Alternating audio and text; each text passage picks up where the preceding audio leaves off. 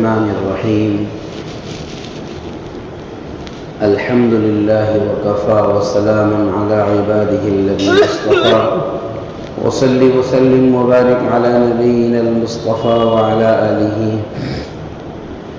وعلى أصحابه نجوم الهدى وقادة التقى اللهم وفقنا لما تحب وترضى من القول والعمل وجنبنا الفواحش والمعاصي والخطايا والزلل اللهم آثرنا وأكثرنا وأصلح لنا شأننا كله لا إله إلا أنت أما بعد أعوذ بالله من الشيطان الرجيم بسم الله الرحمن الرحيم لقد من الله على المؤمنين إذ بعث فيهم رسولا من أنفسهم يتلو عليهم آياته ويزكيهم ويعلمهم الكتاب والحكمة وإن كانوا من قبل لفي ضلال مبين صدق الله العظيم. میرے معزز و محترم دینی بھائیوں، بزرگوں، عزیز دوستوں، حضرت جناب محمد الرسول اللہ صلی اللہ علیہ وسلم جس زمانے میں براہ راست دنیا میں رہے، وہ زمانہ سب سے بہترین زمانہ گزرا ہے. اسی کو آپ نے فرمایا خیر القرون قرنی، بہترین زمانہ میرا زمانہ ہے. اور وہ اتنا بہترین زمانہ ہے کہ اب قیامت تک ایسا زمانہ نہ آئے گا اور نہ آپ کی بعثت سے پہلے کبھی آیا ہے. ثم الذین یلونہم ثم الذین یلونہم، بعد کا زمانہ اس کے مقابلے میں تھوڑا ہلکا ہوگا، اور اس کے بعد کا زمانہ پھر اور ہلکا ہوگا، پھر اس کے بعد فتنوں کا ایسا دور شروع ہوگا جو قرب قیامت تک چلے گا، یعنی ہر آئے دن بڑھے گا، اور قیامت بالکل جب قریب ہو جائے گی اور فتنے دنیا کو اپنے آپ ایسے چاروں طرف سے گھیر لیے ہوئے ہوگی کہ انسانیت تقریباً تباہی اور بربادی کے دہانے پر آ کر کھڑی ہو جائے گی.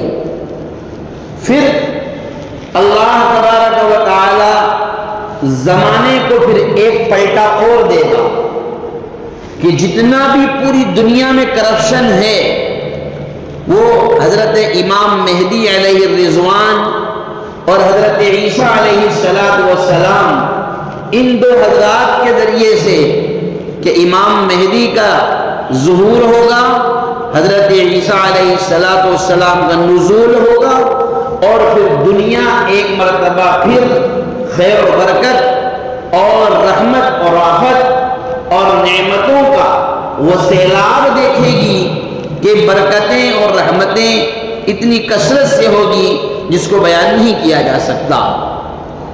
لیکن ابھی اس وقت جن زمانے میں ہم اور آپ جی رہے ہیں، یقیناً یہ دور جس کو دور حاضر کہیں، چاروں طرف سے فتنوں کی زد میں آتا ہوا نظر آ رہا ہے. ہر طرف دن بدن حالات بگڑتے ہوئے نظر آ رہے ہیں.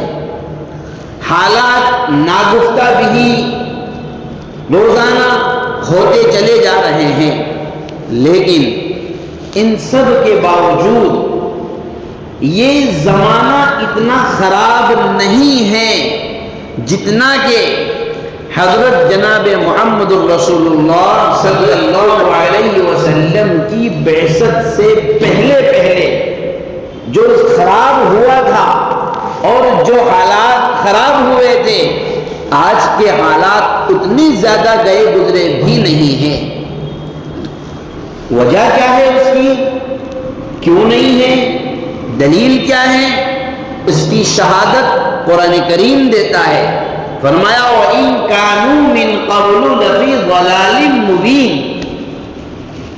اس وقت کے لوگوں کو گمراہی، کھلی گمراہی میں ہونے کا قرآن کریم نے اعتراف کیا ہے کہ آپ کی بعثت سے پہلے لوگ کھلی گمراہی میں پڑے ہوئے تھے، یعنی گمراہی چاروں طرف تھی۔ آج کی صورتحال میں ہدایت، استقامت، ایمان، کتاب، اللہ رسول کا تعارف، مساجد، مدارس، دینی تعلیم اور اسلامی ریاستیں، اسلامی حکومتیں کچھ نہ کچھ تو ہے، چاہے نام کی ہو لیکن کہیں نہ کہیں تو کچھ نہ کچھ تو ہے۔ تو یہ زمانہ اتنا خراب نہیں ہے جتنا کہ حضور علیہ الصلاۃ والسلام کی بعثت بابرکت سے پہلے کا دور تھا۔ پھر نبی صلی اللہ علیہ وسلم جب دنیا میں تشریف لائے، یاد رکھیے اللہ تبارک و تعالی سے زیادہ رحم کرنے والا اور اللہ تبارک و تعالی سے زیادہ محبت کرنے والا کتنا ہی بڑا کوئی حاکم وقت ہو، سگا رشتہ دار ہو، سیاسی لیڈر ہو، کسی پارٹی کا ممبر ہو، آپ کی زندگی کا پارٹنر ہو، آپ کا لائف پارٹنر ہو، بزنس پارٹنر ہو، یا آپ کا کیسا ہی دوست متعلق ہو، لیکن اللہ تبارک و تعالی سب سے زیادہ رحم کرنے والے ہیں۔ یہ تو بات بالکل پکی ہے، کیونکہ خود قرآن کریم میں اللہ نے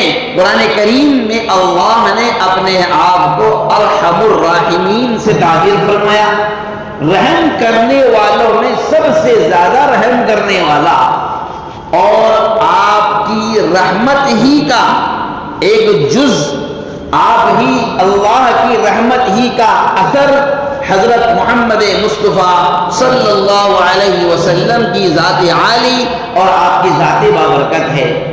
قرآن کریم نے اس کی شہادت دی اور فرمایا فَبِمَا رَحْمَةٍ مِّنَ اللَّهِ لِنْتَ لَهُمْ، اللہ کی رحمت کا اثر ہے کہ آپ اپنے متعلقین کے لیے، اپنے صحابہ کے لیے، اپنے بھائیوں کے لیے، اپنے اوپر ایمان لانے والوں کے لیے آپ نرم پڑ گئے، تو آپ کی یہ نرمی اللہ کی رحمت کا سبب، اللہ کی رحمت کا جز اور اللہ کی رحمت کی وجہ سے ہے۔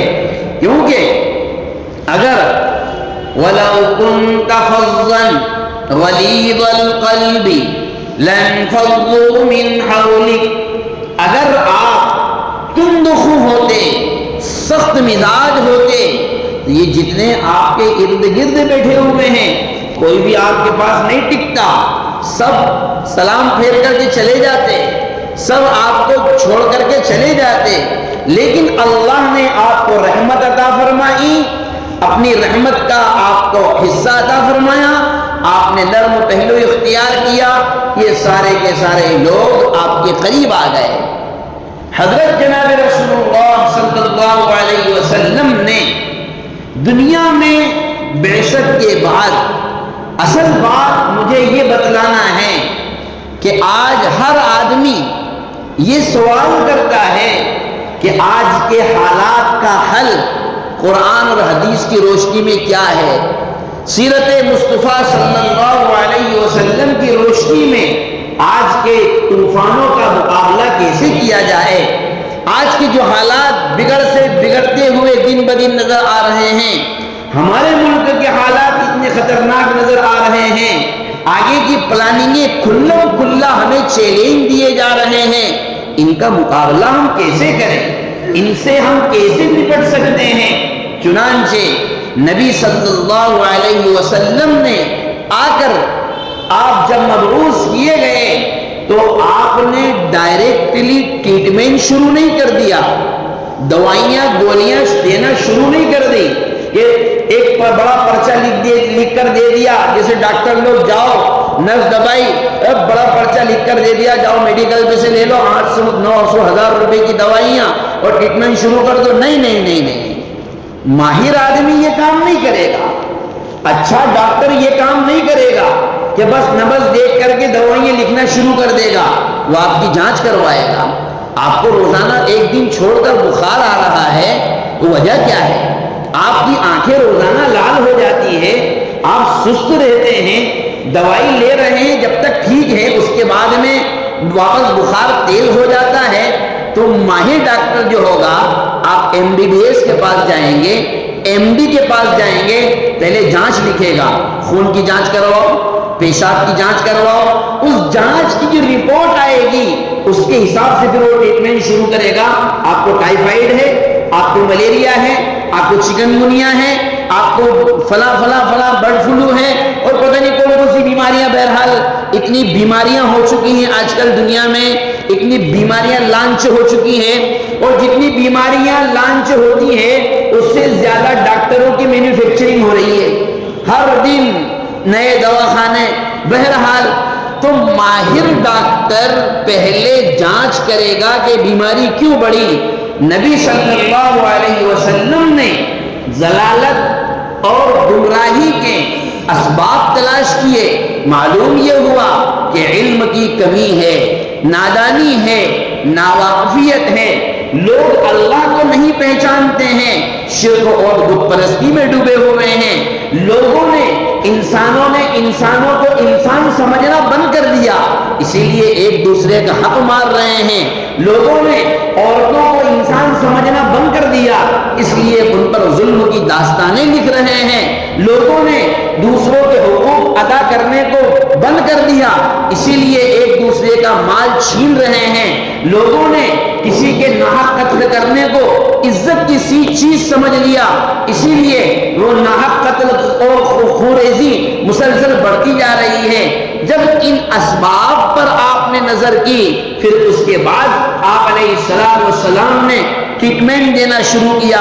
سب سے پہلے توحید کا ٹریٹمنٹ دیا کہ سب سے پہلی غلطی تم لوگ یہ کر رہے ہو کہ جس اللہ نے تمہیں پیدا کیا اس کو چھوڑ کر کے کسی اور کو معبود سمجھ بیٹھے ہو، یعنی کہ تمہارا جو مین ہیڈ آفس اور ہیڈ کوارٹر اور جو تمہاری ہدایت کا جنکشن ہے، وہاں اس جگہ کو چھوڑ کر کسی اور راہ پر تم چل پڑے ہو۔ تو سب سے پہلے آپ علیہ السلام نے توحید کا پیغام دیا، اللہ کی وحدانیت کا پیغام دیا، پھر اس کے بعد میں جا کر احکام اور مسائل آنا شروع ہوئے۔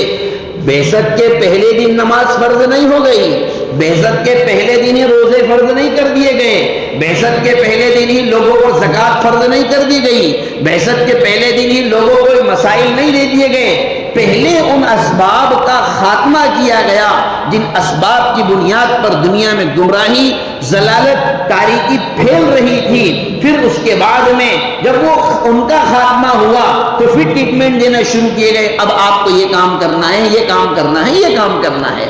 تو حضرت جناب رسول اللہ صلی اللہ علیہ وسلم نے پہلے ان اسباب کو تلاش کیا جن اسباب کی بنیاد پر ضلالت، جہالت، گمراہی پھیلی ہوئی تھی، اور وہ اسباب کیا تھے؟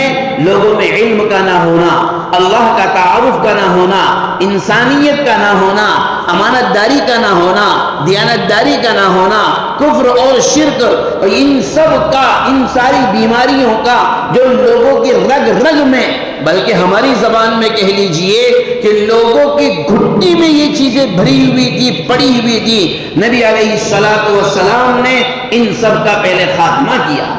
امت مسلمہ اس وقت جس دہانے پر آ کر کھڑی ہوئی ہے، یاد رکھیے مومن جذباتی نہیں ہوا کرتا ہے، مومن جذبات سے کام نہیں لیا کرتا ہے۔ نبی علیہ السلام کی مکی اور مدنی زندگی کا آپ جائزہ لیں تو مکہ کے 13 سال اور مدینہ کے 10 سال جب ہم ان سب کا جائزہ لیں گے، آپ کے زندگی میں بہت سارے الٹ پھیر اور بہت سارے موڑ ایسے بھی آئے۔ حدیبیہ کے موقع پر کیا ہوا تھا؟ آپ ہجرت کر کے نکل رہے ہیں، مشکل سے، بہت مشکل سے حضرات صحابہ اور ٹوٹل ایمان لانے والوں کی تعداد بہت مشکل سے 1400 یا 1500 رہی ہوگی آپ کی ہجرت تک۔ 13 سال میں 13 یا 1400 لوگ مسلمان ہوئے، اور اس کے بعد صلح حدیبیہ کے موقع تک تقریباً 10 یا 12 ہزار مختلف روایتیں ہیں، صرف اتنے لوگ، اور صلح حدیبیہ ہوئی ہے سن 6 ہجری میں۔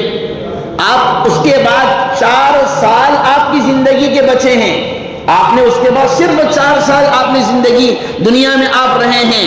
حجۃ الوداع کے موقع پر یہی مجمع 1 لاکھ سے متجاوز کیسے ہو گیا؟ کیسے یہ سارا کے سارا مجمع 1 لاکھ کے قریب یا اس سے زیادہ 1,24,000 مختلف روایتیں ہیں، یہ کیسے بڑھ گیا؟ معلوم یہ ہوا کہ نبی علیہ السلام نے حالات کا جائزہ لے کر بعض مرتبہ حکمتوں اور مصلحتوں کے تحت بھی کام کیے جاتے ہیں۔ صلح حدیبیہ کا پرچہ لکھا جا رہا ہے اور کہا گیا لکھو بسم اللہ الرحمن الرحیم، کہا بسم اللہ نہیں لکھی جائے گی، مشرکوں نے منع کر دیا، آپ بسم اللہ الرحمن الرحیم نہیں لکھیں گے، بسمک اللہم عز و جل لکھ دو چل جائے گا، اس لیے کہ ہم رحمان اور رحیم مانتے ہی نہیں ہیں اللہ کو۔ یہ مشرکوں نے کہا نہیں، آپ نے فرمایا کوئی بات نہیں، آپ اگر نہیں چاہ رہے ہیں نہیں لکھیں گے، کیونکہ تمہارے نہیں کہنے سے اللہ رحمان اور رحیم کی صفات سے محروم نہیں ہو جائے گا، وہ تو رحمان اور رحیم ہے۔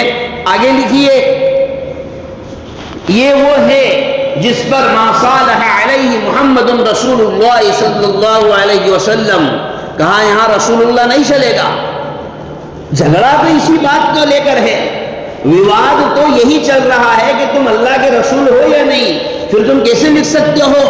مٹاؤ اس کو رسول اللہ کو۔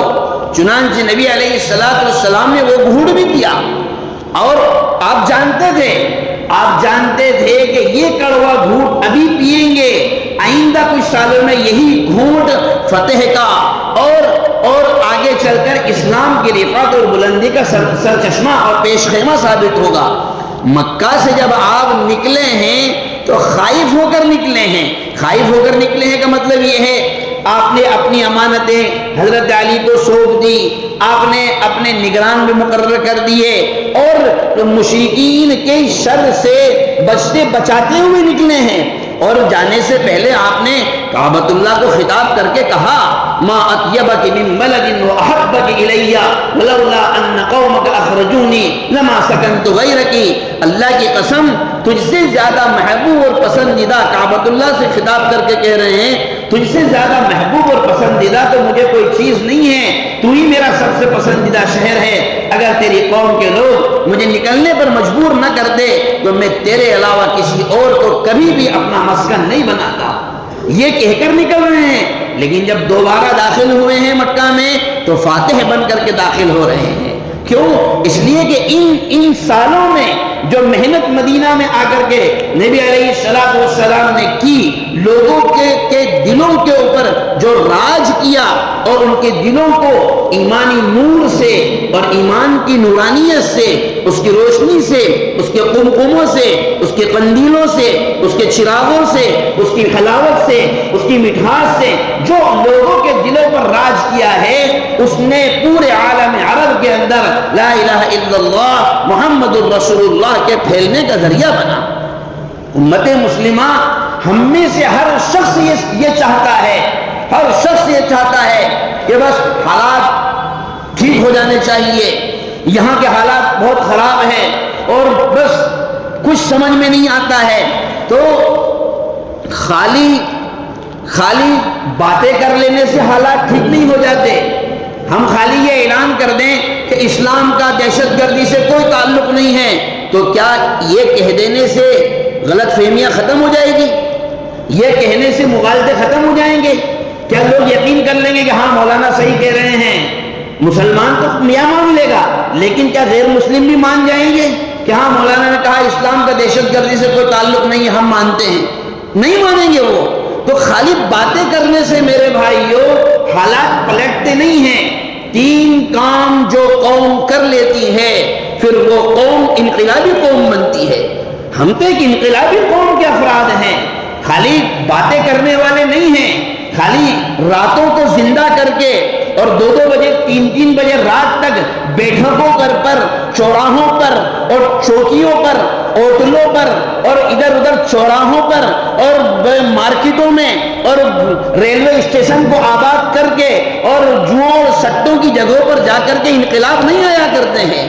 یاد رکھیے انقلاب کے لیے سب سے پہلا کام امت اپنے اندر وحدت پیدا کرے.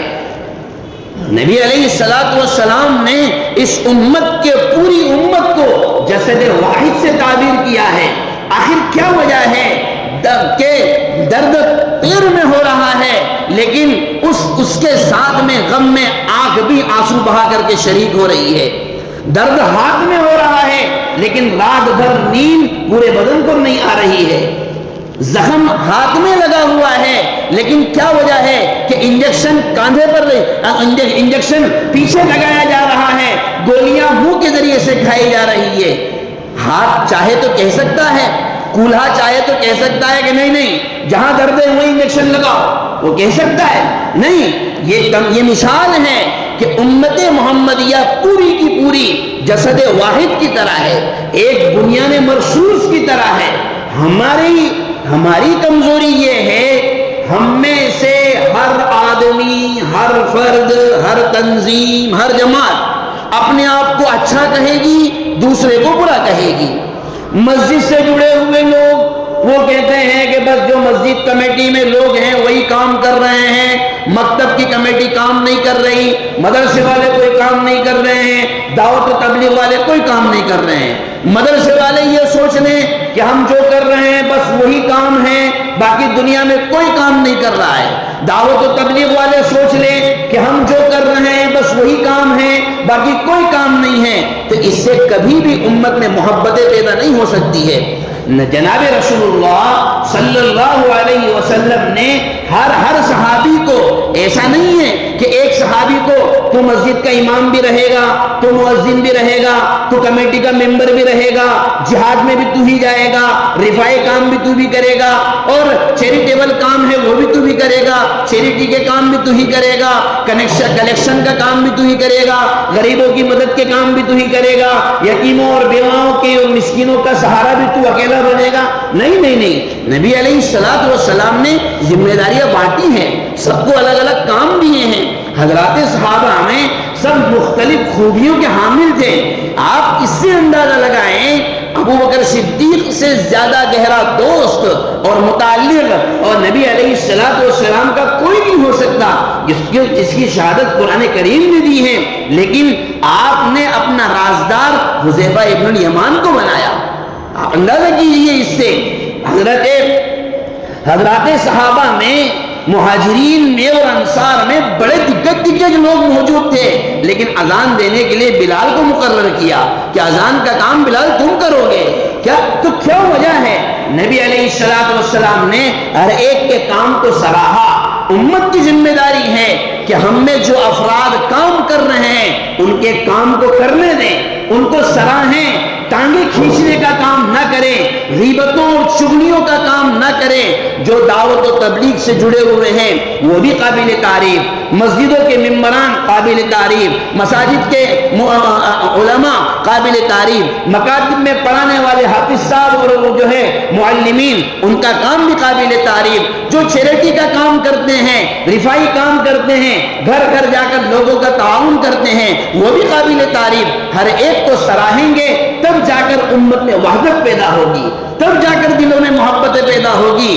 ایک دوسرے کی ٹانگیں کھینچتے رہیں گے, ایک دوسرے کی غیبتیں کرتے رہیں گے, اور اگر کسی کا نقصان ہو جائے تو گالی دے کر کہتے ہیں اپنے باپ کا کیا جا رہا ہے, منع کیا تو ہم نے کیوں کیا, اب بھرو تم ہی, کیا کہتے ہیں بھگتو تم ہی, کہتے ہیں نا. یہ امت کبھی بھی ایسے اعمال سے امت کبھی ایک پلیٹ فارم پر آ کر کھڑی نہیں ہو سکتی ہے. دوسرا کام جو اس امت کے لیے لازم اور ضروری ہے, 3 کام, ایک وحدت, ایک خدمت اور ایک دعوت. دوسرا کام امت خدمت کی لائن سے کا مطلب یہ ہے اپنے دلوں میں ہمدردی پیدا کرے, لوگوں کے ساتھ محبتوں کو برتاؤ کرے, ان کے کام آنا سیکھیں. ہمارا حال یہ ہے ہم اپنے ماں باپ کے کام نہیں کرتے ہیں، امت کے کام کہاں سے کریں گے؟ حضرت جناب رسول اللہ صلی اللہ علیہ وسلم کی سیرت طیبہ خالی بیان کرنے کے لیے، ممبر پر بیٹھ کر بولنے کے لیے آپ لوگ جمعے میں آ جائیں اور سن لیں، خالی اس کے لیے نہیں ہے۔ ہمارے ملک کے حالات کیسے ہی ہو جائیں، لیکن بعثت سے پہلے مکہ میں کے جو حالات تھے اتنے خطرناک حالات تو نہیں بنے ہیں، جہاں اللہ کا نام لینا بھی دشوار کام ہو گیا تھا، جہاں اللہ کے نام لینے پر قتل کر دیے جاتے تھے، مرڈر کر دیے جاتے تھے، ایسے حالات تو نہیں ہیں۔ اور سنو، لوگ یہ تصور کرتے ہیں اگر کہ ہندوستان کو کفرستان بنا دیا جائے، کبھی نہیں ہو سکتا، کبھی نہیں ہو سکتا، اس لیے کہ سرزمین ہند پر مکہ میں وہی بعد میں پہنچی ہے، سب سے پہلے وہی سرزمین ہند پر آئی ہے۔ حضرت آدم علیہ السلام کا نزول اس زمین مقدس پر ہوا ہے، اس کو کفرستان بنا دیا جا سکتا ہے؟ حضرت آدم علیہ السلام نے یہاں سے چل کر کے پیدل حج کیے ہیں، فرشتوں کا آنا، رحمتوں کا نزول، تو یہ کئی خوبیوں کا حامل ہے۔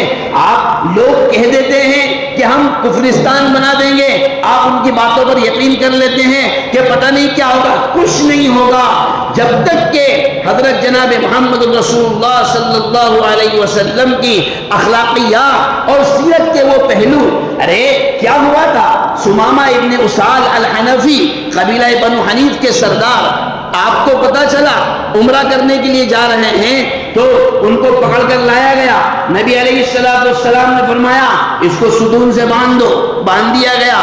آپ نے، سمامہ سردار ہے اپنے علاقے کا، آپ نے پوچھا ما عندک یا سمامہ، سمامہ کیا خیال ہے، اسلام کے بارے میں کیا کہتے ہو؟ تو کہنے لگے ان تقتل زادم و ان تنعم علی شاکر۔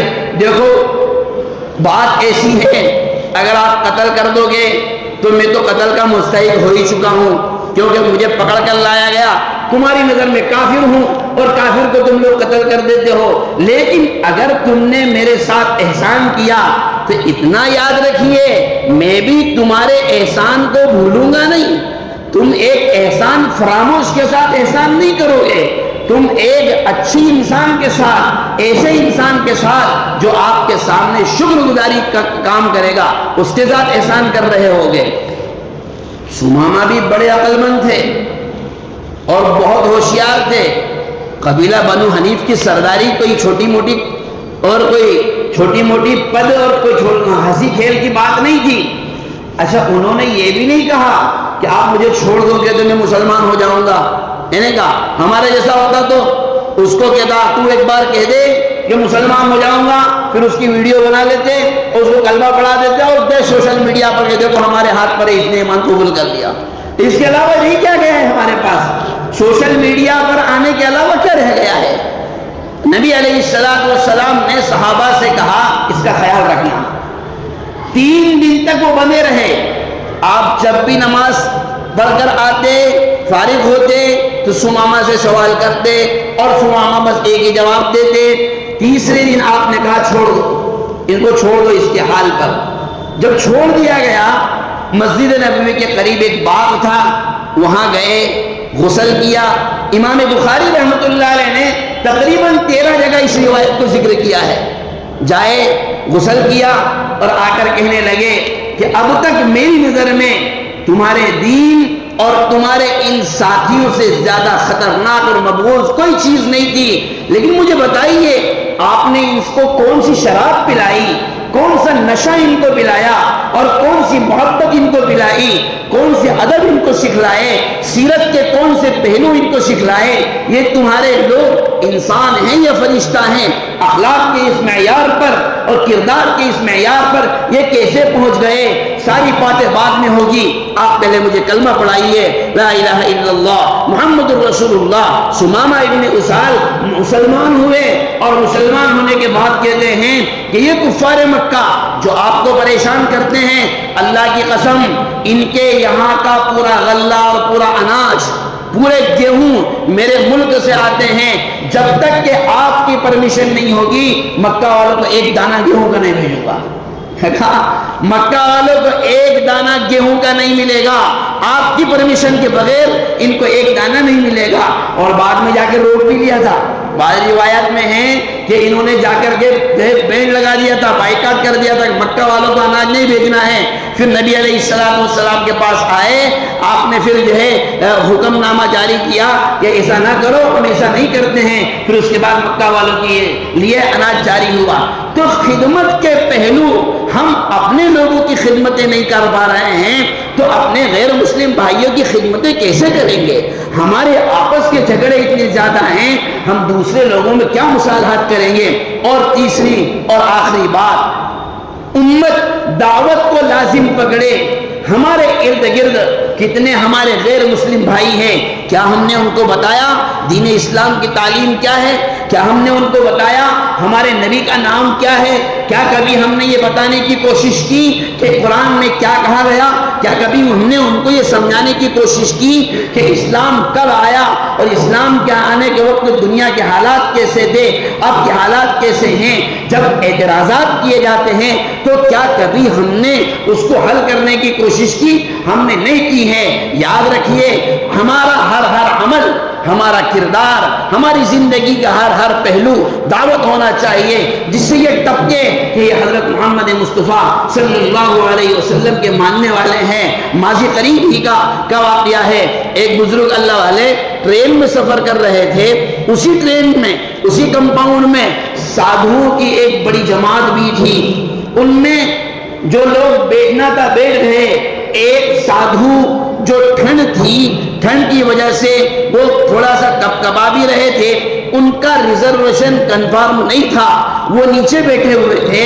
یہ بزرگ اللہ والے نیچے اترے، ان کو اوپر بٹھایا، اوپر کی سیٹ پر ان کو لیٹایا اور خود نیچے بیٹھے۔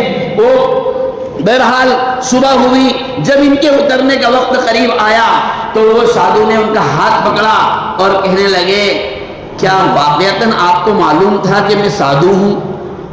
پھر بھی آپ نے میری یہ سیوا کی؟ کہا مجھے معلوم تھا آپ سادھو ہے، اس لیے میں نے آپ کی سیوا کی ہے۔